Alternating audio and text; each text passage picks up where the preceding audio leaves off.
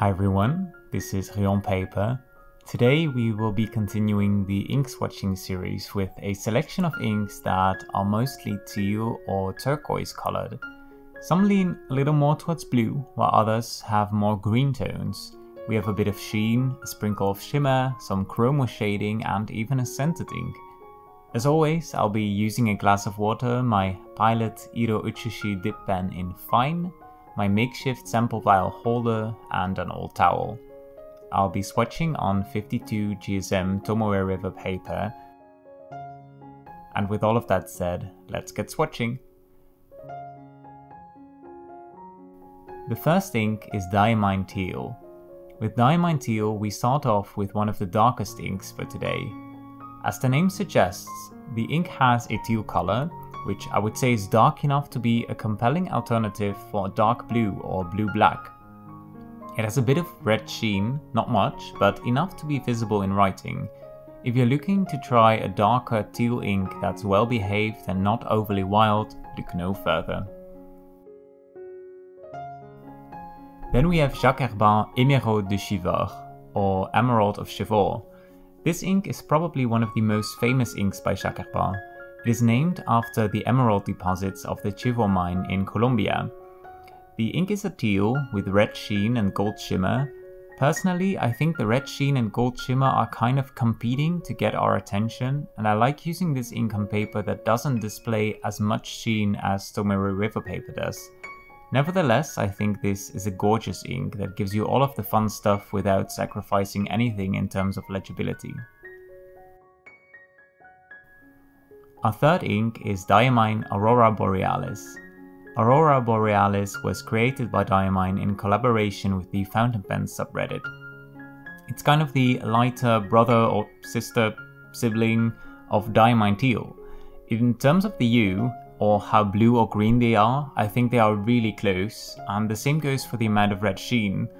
Aurora Borealis is just a bit lighter, and perhaps because of that, the shading Aurora Borealis gives you is ever so slightly more than with Diamine Teal.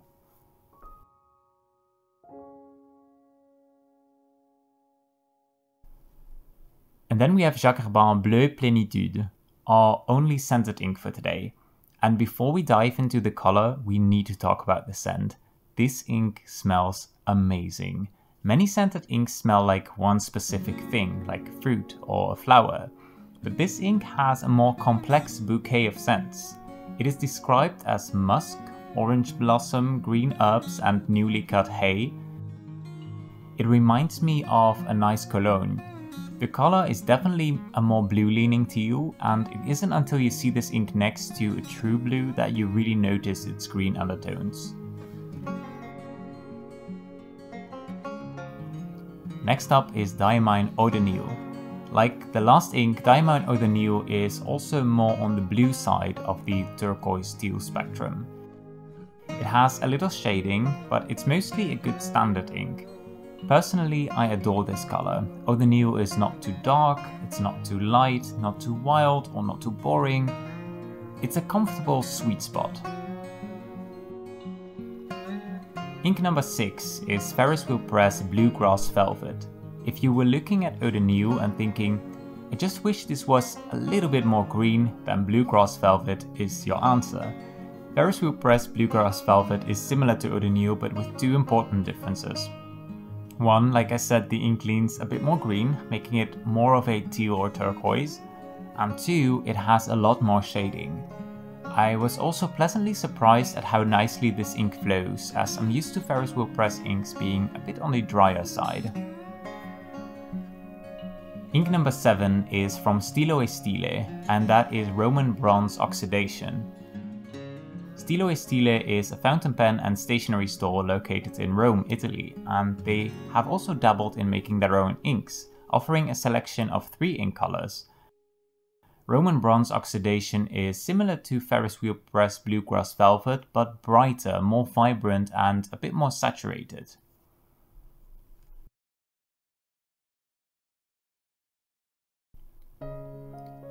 Then we have Pilot Syo-ro. Pilot Syo-ro, named after the dew on a pine tree, is part of the Iroshizuku line of inks. And this one is an interesting ink because while the base color is more of a standard teal, the ink shades more towards blue in the wetter parts. You probably won't see this effect as strongly in writing as you will in a bigger swatch, but it's still quite an interesting characteristic. The ink displays a fair bit of red sheen. Like most, if not all, Iroshizuku inks, this one behaves very well and would make for a lovely daily writer. Next up is Shanghai Stationery 9 Village Valley. Shanghai Stationery is a brand from the Netherlands, and yes, the second A in stationery is intentional, and they make some wonderfully interesting inks. 9 Village Valley is more of an unsaturated turquoise. In finer nibs it will mostly stick to a turquoise color, but in broader nibs or big swatches the ink displays some moodier tones, greyish greens and blues. In a really big swatch I've been able to see a rim of black sheen, but not in writing.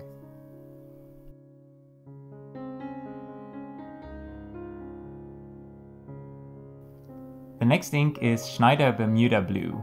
Bermuda Blue is part of the Schneider Pastell line of inks.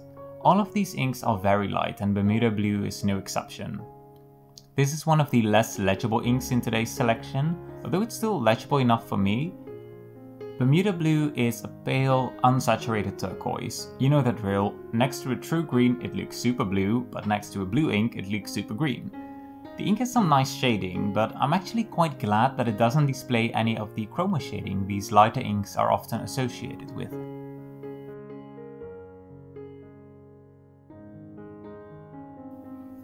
Then we have Sailor Ink Studio 462.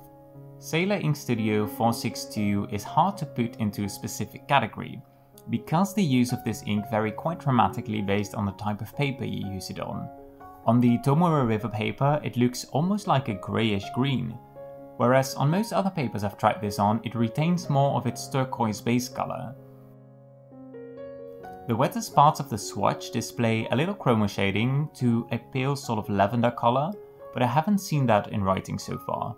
The ink does have some nice shading though. Ink number 12 is another Sailor ink, namely the Kingdom Note exclusive Kiji. Kiji means green pheasant, which is the national bird of Japan. This is another ink of which the colour is hard to pin down. In the lightest parts it looks more blue, then most of the middle range is greenish, and then the wettest parts of the swatch are again more blue. It's like a turquoise ink of which the different components have been separated by chromatography. An interesting ink for sure, and a lovely ink to write with. We have 3 more inks on the next page, with the first one being Dominant Industry Lake. Lake is a lighter turquoise, but it's super legible because of how saturated and vibrant it is.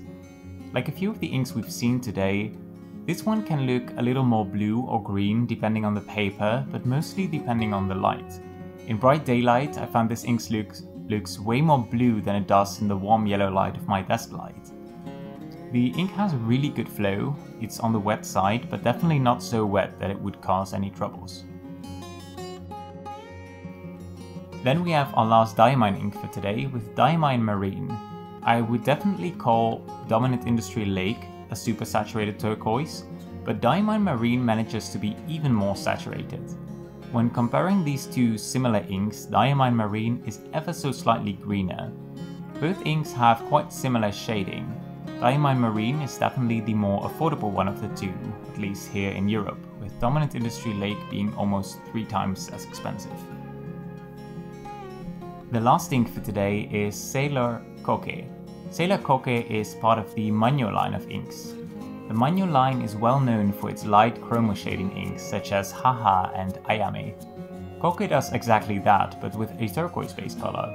Unfortunately, like its chroma shading siblings, it's quite a dry ink, making it a little harder to write with at times. It's also obviously very light, so it might not be as legible for everyone.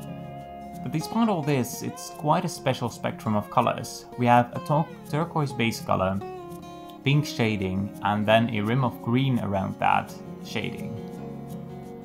You will see some of that chroma shading in an extra fine nib, although it will be more evident in a broader nib. And that's it, another 15 inks. From these inks it's hard to choose a favorite, as this is yet another color family that I really enjoy. Diamine Eau de Nil was one of the first inks that got me excited about the color blue again. Jacques Herbin Bleu Plénitude smells absolutely divine. Stilo Roman Bronze Oxidation and Dominant Industry Lake are both inks that I enjoy using in summer because they feel vibrant and fresh. Now, after a whole series of blue inks, we'll be moving on to purples in the next ink exploration video. Enjoy this little recording of the page now that all the inks have dried completely and you can really see all the shading, the sheen and the shimmer. I hope you enjoyed this video and I would love to hear what your favorite teal or turquoise ink is. Be sure to subscribe to the channel if you don't want to miss the rest of the series, and I hope to see you in the next one. Take care. Bye!